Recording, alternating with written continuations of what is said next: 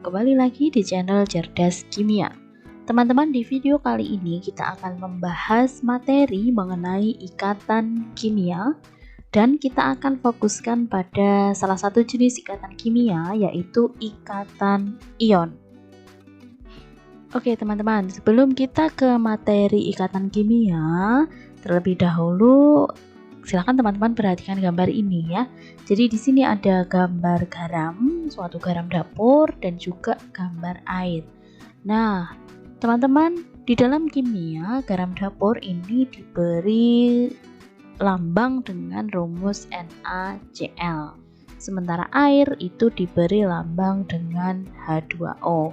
Nah, tahukah teman-teman bahwa NaCl dan H2O atau garam dan air ini merupakan salah dua senyawa kimia yang keduanya berikatan kimia dengan cara yang berbeda. Jadi kalau NaCl itu berikatan kimia dengan cara kita sebut dengan ikatan ion, sementara H2O itu jenis ikatannya adalah ikatan kovalen. Nah, apa beda keduanya? Kemudian mengapa unsur-unsur yang ada di alam ini cenderung berikatan satu sama lain membentuk suatu senyawa? Nah, itu akan kita pelajari di video kali ini. Oke, jadi teman-teman, jenis-jenis ikatan kimia itu bisa kita kategorikan menjadi 3. Yang pertama adalah ikatan ion, atau ini bisa juga disebut dengan ikatan elektrovalen. Kemudian jenis yang kedua adalah ikatan kovalen, dan jenis yang ketiga adalah ikatan logam. Jadi bagaimana perbedaan ketiganya, kemudian sifat dari senyawa dari masing-masing ikatan yang terbentuk itu bagaimana akan kita pelajari bersama. Namun di video kali ini kita akan fokus membahas mengenai ikatan ion. Reaksi kimia itu terjadi karena adanya ikatan antara atom-atom. Kali ini kita akan mempelajari salah satu bentuk ikatan pada atom-atom, yaitu ikatan ion. Definisi ikatan ion adalah ikatan yang terjadi karena adanya serah terima elektron dari satu atom ke atom lain. Jadi nanti ada atom yang melepaskan elektron dan ada atom yang menerima elektron. Definisi lain, ikatan ion itu terjadi antara atom golongan 1A, 2A, 3A dengan atom dari golongan 5A, 6A, dan 7A. Golongan 1A, 2A, 3A itu adalah atom yang melepaskan elektron. Sedangkan golongan 5A, 6A, dan 7A itu adalah golongan atom yang menerima elektron. Ikatan ion itu juga terjadinya antara atom logam dengan atom non-logam. Nanti golongan 1A, 2A, 3A ini adalah atom logam, sedangkan golongan 5A, 6A, 7A adalah golongan atom non-logam. Senyawa yang memiliki ikatan ion memiliki ciri-ciri yang khusus. Yang pertama, senyawa tersebut memiliki titik didih dan titik leleh yang tinggi, lalu larut dalam air. Lalu sifat yang ketiga adalah lelehan dan larutannya itu akan dapat menghantarkan arus listrik. Lalu sifat yang keempat, bersifat rapuh sehingga mudah hancur. Dan yang terakhir, berwujud padat pada suhu kamar. Contoh dari senyawa ini antara lain adalah NaCl, sedikit-sedikit dihafalkan namanya, natrium klorida. KBr, kalium bromida. MgO, magnesium oksida. Oke, kita lanjutkan dulu mengenai kestabilan unsur. Jadi mengapa sih unsur-unsur di alam ini itu cenderung untuk bersenyawa dengan unsur lain? Itu alasannya adalah supaya unsur-unsur yang ada di alam ini itu berada dalam keadaan yang stabil atau memperoleh kestabilan. Gitu ya teman-teman. Jadi kalau teman-teman belum tahu, misalkan saya ambil contoh garam dapur atau rumus kimianya adalah NaCl. Jadi Na itu kan natrium ya, golongan 1A. Itu kalau dia sendirian sifatnya adalah sangat reaktif. Kemudian kalau Cl ya, Cl itu dari golongan 7A. Itu kalau dia sendirian dia sangat beracun. Namun ketika keduanya berikatan gitu ya, Na dan Cl bersatu berikatan, ternyata membentuk suatu senyawa ion yang ini sangat bermanfaat untuk kehidupan kita. Ya, NaCl garam ya, itu sangat bermanfaat untuk kehidupan kita. Nah, inilah mengapa unsur-unsur di alam ini itu cenderung pengennya gabung, pengennya berikatan dengan unsur lain gitu ya, karena mereka pengen lebih stabil gitu. Jadi antara Na sendirian dengan Cl sendirian, kalau dibandingkan dengan NaCl itu lebih stabil NaCl dibandingkan mereka Na sendiri Cl sendiri gitu. Nah, stabil itu kondisi stabil itu ditandai atau dinyatakan dengan dua hal, teman-teman. Ada yang namanya aturan duplet dan ada yang namanya aturan oktet. Jadi suatu unsur itu dianggap stabil jika memenuhi dua aturan ini, yaitu aturan duplet dan aturan oktet. Nah, aturan duplet adalah aturan di mana elektron valensinya ini harus 2, dan oktet itu elektron valensinya harus 8. Ya, jadi unsur-unsur di alam ini itu supaya stabil itu harus elektron valensinya 2 atau 8. Nah, maksudnya gimana? Contohnya ketika saya mencontohkan Na ya. Na ini kan nomor atomnya 11. Nah, dia itu konfigurasinya adalah 2 8 1 kan gitu. Nah, supaya stabil itu Na itu harus punya elektron valensi 8. Jadi dia harus 8 ini elektron valensinya biar stabil gitu loh.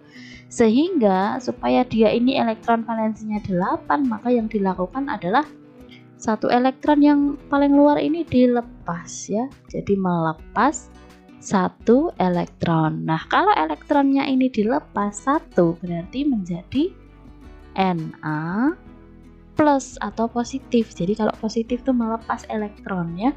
Karena yang dilepas 1 elektron maka plusnya 1 juga ya, Na plus gitu ya.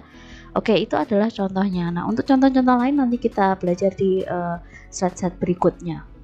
Selanjutnya kita ke contoh soal untuk membuat senyawa ion dari atom-atom yang diketahui. Soal nomor 1 itu adalah natrium yang memiliki elektron 11 dan klorin yang memiliki elektron 17. Kita uraikan dulu. Natrium elektronnya 11, kulit K terisi 2 elektron, kulit L 8, dan kulit M 1 ya, jumlahnya harus 11. Yang angka 1 ini nanti akan dilepas, jadi melepas 1 elektron. Kenapa dilepas? Supaya dia menjadi atom yang stabil. Kalau satunya dilepas, maka terakhirnya elektron valensinya adalah 8, yaitu sama dengan elektron valensi gas mulia. Melepas 1 elektron itu akan berubah menjadi Na+. Jadi jika melepaskan elektron berubah menjadi ion positif, jika menerima elektron berubah menjadi ion negatif. Sekarang yang Cl17. Uraiannya adalah K2 L8 dan sisanya ditaruh di kulit M. Berarti sisanya adalah 7. Jika angka terakhir adalah 7, maka ke-8 kurang 1, maka akan menangkap 1 elektron. 1 elektron akan berubah menjadi ion Cl-. Lalu kemudian NaCl, Na+, dan Cl- akan bergabung menjadi NaCl.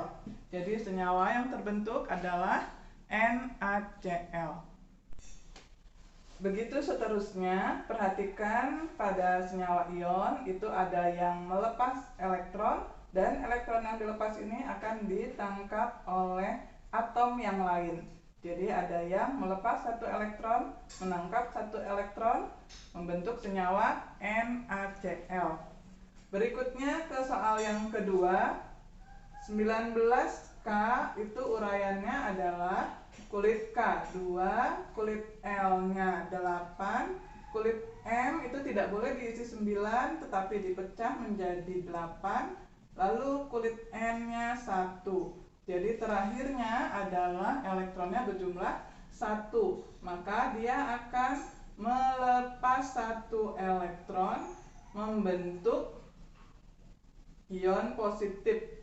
Kalau satu elektron yang dilepas maka membentuk K+. Plus itu artinya jumlah elektron yang dilepas. Berikutnya Br.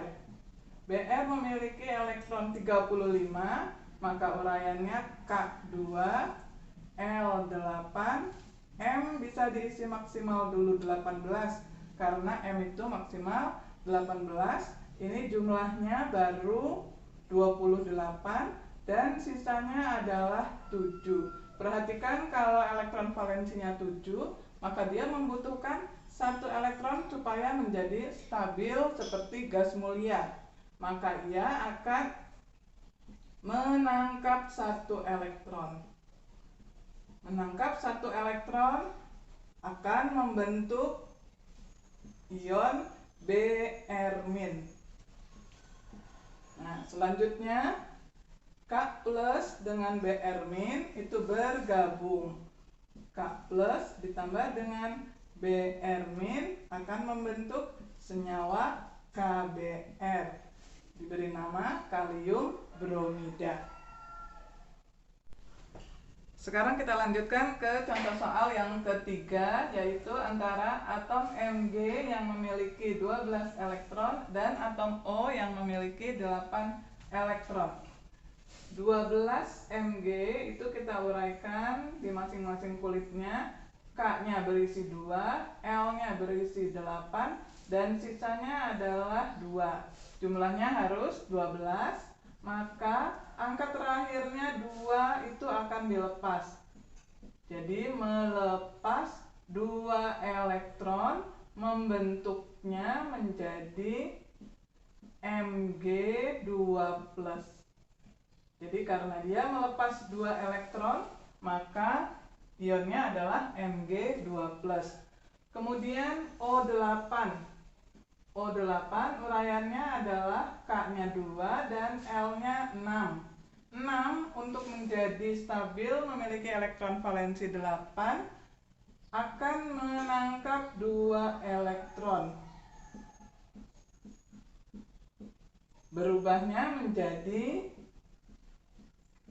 O2-. Selanjutnya Mg2+ dan O2- itu akan bergabung. 2+ ditambah dengan O2-, bergabungnya akan menjadi begini, Mg2O2. Tetapi karena angkanya sama, 2 dengan 2 ini bisa dicoret, hasil terakhirnya menjadi MgO atau namanya magnesium oksida. Berikutnya contoh soal yang keempat, yaitu antara atom kalsium memiliki elektron 20 dan atom fluorin memiliki elektron 9. Uraiannya adalah Ca20 terurai menjadi kulit K-nya 2, L-nya 8, M-nya seharusnya isinya 10, tetapi angka terakhir tidak boleh lebih dari 8, maka ini dipecah menjadi 8, lalu kulit berikutnya adalah 2. Nanti 2 ini adalah yang dilepas. Melepas 2 elektron, membentuk Ca-nya 2+. Selanjutnya atom F yang memiliki elektron 9, uraiannya adalah K-nya 2 dan L-nya 7. 7 untuk menjadi stabil, maka dia membutuhkan atau menangkap 1 elektron. supaya menjadi 8 stabilnya. Lalu membentuknya akan membentuk ion F-. Nah, nanti ion Ca2+ bergabung dengan F-. Ca2+ bergabung dengan F-, maka letak angkanya itu berpindah tempat. Ca, lalu kita tuliskan dulu F, angka yang Ca ditulis di belakang F, Ca, lalu angka -1 itu adalah 1 tidak ditulis, maka senyawanya adalah CaF2 atau kalsium fluorida. Selanjutnya kita ke contoh soal yang kelima. Terdapat atom Al yang memiliki elektron 13 dan sulfur atau belerang yang memiliki elektron 16. 13 Al uraiannya adalah K-nya 2, L-nya 8, dan M-nya 3. Maka ini akan melepas elektron yang terluar sebanyak 3. Jadi 3 elektron dan membentuk ion positif Al. Karena elektron yang dilepas 3 berarti menjadi 3+. Berikutnya atom S16, uraiannya adalah K2, L8, dan M-nya 6. 6 untuk menuju menjadi stabil memiliki elektron valensi 8, maka ia akan menangkap 2 elektron supaya menjadi 8 elektron valensinya. Menangkap 2 elektron membentuknya ion negatif. Negatifnya adalah S2- karena menangkapnya 2 elektron. Lalu nanti Al3+ dengan S2- bergabung. Al3+ bergabung dengan S2-. Kita tuliskan dulu atomnya Al sama S, lalu angkanya berpindah tempat. Angka 3-nya diletakkan di belakang S, lalu angka 2-nya di depan S atau di belakang Al, membentuk senyawa Al2S3, namanya adalah aluminium sulfida. Selanjutnya ke soal yang ke-6. Terdapat atom Na11 dan N itu nitrogen memiliki elektron 7. 11 Na uraiannya adalah K-nya 2, L-nya 8, M-nya 1. 1 ini nanti akan dilepas, jadi melepas 1 elektron membentuk Na+.